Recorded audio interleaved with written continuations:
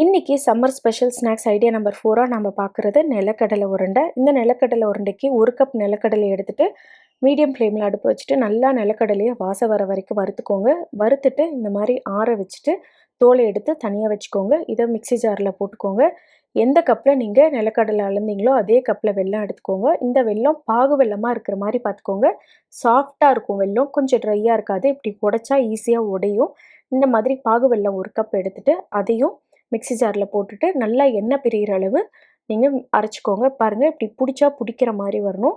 இந்த மாதிரி ஒரு ஷேப் உள்ள குண்டாவை பேனில் நீங்கள் போட்டுக்கிட்டிங்கன்னா உங்களுக்கு எந்த ஷேப் வேணுமோ பிடிச்சிக்கலாம். இல்லைன்னா இந்த மாதிரி உருண்டை கூட நீங்கள் பிடிச்சி சர்வ் பண்ணிக்கலாம். இப்போ நான் இந்த மாதிரி ஒரு ஸ்கொயர் ஷேப் பேன் எடுத்துக்கிட்டேன். எடுத்துகிட்டு அதில் போட்டுட்டு நல்லா மோல்டில் போட்டுட்டு நல்லா கிண்ண வச்சு அழுத்தி விடுங்க. எந்த அளவு ப்ரெஸ் பண்ண முடியுமோ ப்ரெஸ் பண்ணிவிட்டு உங்களுக்கு என்ன ஷேப் வேணுமோ கட் பண்ணிவிட்டு சர்வ் பண்ணுனா சூப்பரான நிலக்கடலை பர்ஃபி ஆர் உருண்டை ரெடி.